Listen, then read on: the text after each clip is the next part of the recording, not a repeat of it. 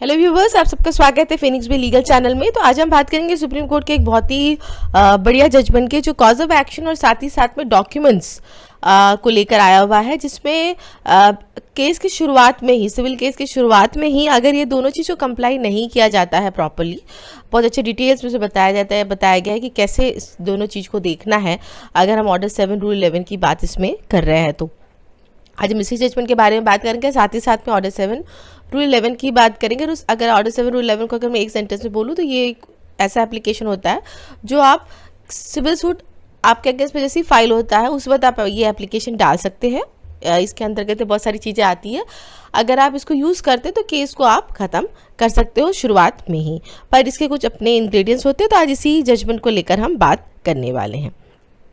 तो वीडियो को स्टार्ट करने से पहले मैं आप सबसे रिक्वेस्ट करूंगी कि मेरे चैनल को प्लीज़ लाइक शेयर सब्सक्राइब ज़रूर कीजिएगा। प्लीज़ मत भूलिएगा सब्सक्राइब करना। साथ ही साथ में अगर आप लोग को कोई भी फॉर्मेट्स वगैरह चाहिए होगा तो फिनिक्स बे लीगल वेबसाइट जा सकते हैं।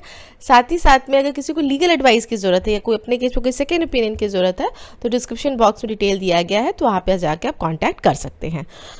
चलिए वीडियो को स्टार्ट करते हैं। तो जिस जजमेंट के बारे में आज हम बात करेंगे जो सुप्रीम कोर्ट की, वो है उसका केस नंबर है सिविल अपील नंबर 9519 ऑफ 2019 और पार्टी का नाम है दहीबेन अपेलन वर्सेस अरविंद भाई कल्याण जी भानुशाली। ये रिस्पॉन्डेड है। देखिए इस केस के बारे में मैंने पहले भी एक वीडियो बनाया था, वहाँ पर हमने कॉज ऑफ एक्शन को लेकर बहुत ही इंपॉर्टेंट बात की गई थी। कॉज ऑफ एक्शन क्यों ज़रूरी होता है, क्या उसमें होना चाहिए, क्या नहीं होना चाहिए, कैसे होना चाहिए। लेकिन इसी जजमेंट में एक बहुत ही इंपॉर्टेंट बात भी साथ पे की गई थी, वो तो डॉक्यूमेंट्स को लेकर। बहुत बार सिविल केस में ऐसा होता है कि जब डॉक्यूमेंट्स फाइल करते हैं, जब प्लेंटिफ केस फाइल करता है तो कोई भी डॉक्यूमेंट उठा के वो फाइल कर देता है।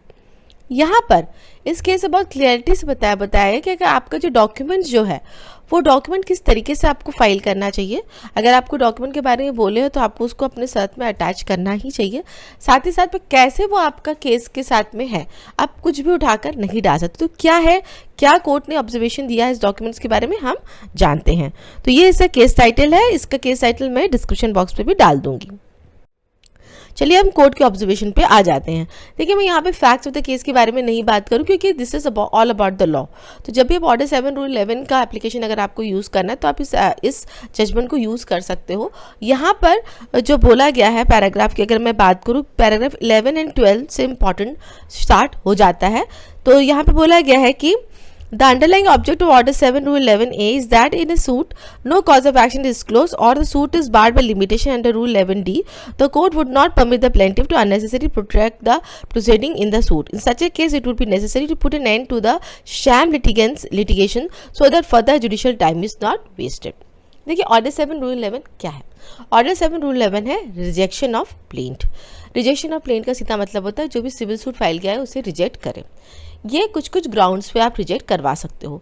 कौन से ग्राउंड होते हैं? जैसे बहुत सारे ग्राउंड होते हैं, सबसे इंपॉर्टेंट होता है एक तो लिमिटेशन हो जाता है, दूसरा होता है अगर आपने कॉज ऑफ एक्शन नहीं दिया है, तीसरा आपने डॉक्यूमेंट्स की कॉपी नहीं लगाई हुई है, चौथा अगर आपने वैल्यूएशन के हिसाब से स्टैम्प ड्यूटी नहीं भरा है, और भी 2-3 इस पर रीजनिंग दिया गया है।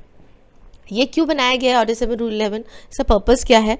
इसका मेन पर्पज़ होता है कि जो झूठे केसेस जो फाइल होते हैं वो बंद हो और शुरुआत में ही वो ख़त्म हो जाए। ये नहीं कि पूरा केस चल रहा है और उसके बाद में आप ऑर्डर 7 रूल 11 का आप यूज़ करो, शुरुआत में ही। यहाँ तक इस जजमेंट में ये भी बोला गया है कि ट्रायल से पहले आप ऑर्डर 7 रूल 11 का यूज़ कर सकते हो। कहीं पर भी ऐसा आपको फील हो रहा है कि ये शैम लिटिगेशन है कि झूठा केस है, और आप इस ऑर्डर 7 रूल 11 का एप्लीकेशन यूज़ कर सकते हैं। चलिए अब आगे बढ़ते हैं। The whole purpose of conferment of such power is to ensure that litigation which is meaningless and bound to prove abortive should be permitted to occupy the time of the court and exercise the mind of the respondent. जब हम ये क्यों बनाया गया? इसलिए बनाया गया कि पता है आगे जाके ये केस तो जीतने वाला है नहीं, ये केस तो हारेगा क्योंकि इसके पास में ना डॉक्यूमेंट्स है केस को प्रूव करने के लिए, और ये एक झूठा केस है। तो इस ऐसे टाइप के केसेस को कोर्ट का टाइम नहीं बर्बाद करने का मौका देना चाहिए।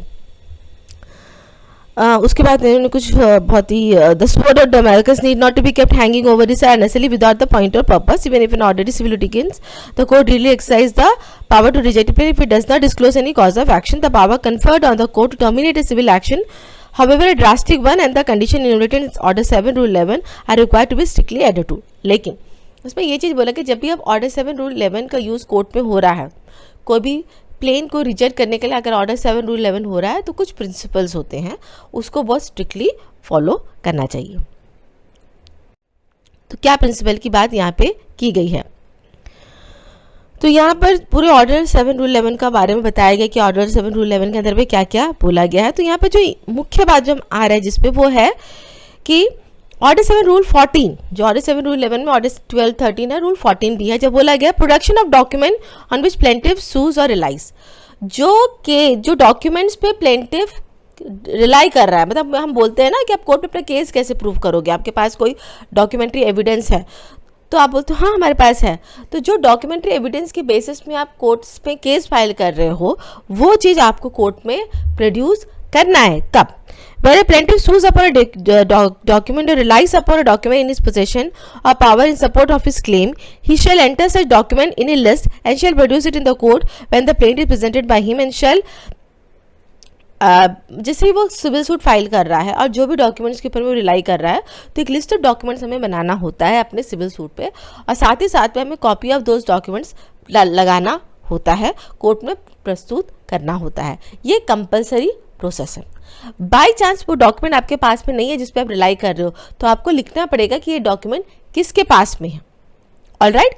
और साथ ही साथ में जब आपकी गवाही होगी तब आपको कोर्ट से परमिशन लेना होगा कि ये डॉक्यूमेंट प्लेन के टाइम पे तो मैंने नहीं लगाया था, लेकिन मैंने इसके बारे में मेंशन किया था अपने लिस्ट में और अपने कोर्ट के परमिशन से इस डॉक्यूमेंट को कोर्ट में प्रस्तुत करता हूँ। ये एक बहुत ही इंपॉर्टेंट प्रोसेस होता है। साथ ही साथ में इसमें इस जजमेंट ये भी बोला गया है, a document which ought to be produced in court by the plaintiff when the plaintiff presented ought to be entered in the list to be added or annexed to the point but is not produced or entered accordingly shall not without the leave of the court be received in evidence on his behalf at the hearing of the suit। आपने अगर वो document नहीं लगाया है, ना ही आपने court से leave of the court लिया है, परमिशन नहीं लिया है, तो आप अपनी गवाही कराने के टाइम में, अपनी गवाही की बात करूँ मैं, क्रॉस एग्जामिनेशन की बात यहाँ पे नहीं कह रही हूँ, अपनी गवाही कराने के टाइम में, मतलब प्लेंटिफ अपनी गवाही कराने के टाइम में इस डॉक्यूमेंट को आप नहीं ला सकते हो, ठीक है। क्रॉस एग्जामिनेशन टाइम पे ला सकते हो, उस पर कोई बार नहीं बोला गया, लेकिन समझिए वो एग्जाम पे सेल डीड पे आपने रिलाई किया था या फिर कोई विल पे आपने रिलाई किया था कि ये प्रॉपर्टी तो मेरे नाम पे होना चाहिए क्योंकि विल आपको चाहिए था, वो विल ही आप कोर्ट में नहीं प्रोड्यूस कर रहे हो, लेकिन आपके एविडेंस के स्टेज में आपको विल कहीं से मिल गया, आप लिस्ट ऑफ डॉक्यूमेंट में कहीं पे आपने विल डाला नहीं था, ना ही आप बता रहे थे कि किसके कस्टडी में है वो विल, एविडेंस के टाइम पे क्या विल को आप ला सकते हो? The answer is no, you have to take the permission of the court. वो परमिशन भी आपको तब होगा जब आप पहले से मेंशन आपने कहीं ना कहीं किया होगा उसका वेयर अबाउट्स के बारे में, तभी जो आपको कोर्ट परमिशन दे सकता है, बट वो कोर्ट का डिस्कशन पावर भी होता है, तभी जो आपका अपने एविडेंस पे ला सकते हो। तो विदाउट विल क्या वो प्रोबेटर केस का कोई फायदा होता है? The answer is no. That is where order 7 rule 11 का एप्लीकेशन का यूज हो सकता है वैसे जगह पे। I am giving an example. Notwithstanding this rule shall apply to document produced for the cross examination of the plaintiff, जो मैंने आपको बताया क्रॉस एग्जामिनेशन में आ सकता है, witnesses are handed over to the witness merely to refresh his memory, ठीक है। Having regard to the order 7 rule 14 CPC, the document filed along with the plaint are required to be taken into consideration for deciding the application under order 7 rule 11A. When document referred to in the plaint form the basis of the plaint, it should be treated as a part of the plaint। now चलिए document को लेकर इतना strict बात यहाँ पर क्यों बोली गई थी जजमेंट? देखिए वो जो डॉक्यूमेंट होता है वो एक अलग चीज नहीं होता, that is a part of the plaint.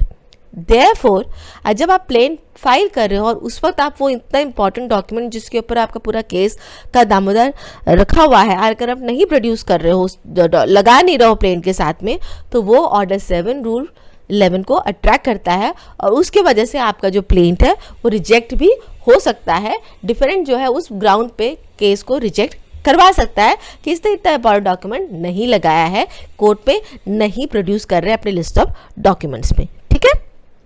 तो ये बात हुई यहाँ पे डॉक्यूमेंट्स को लेकर।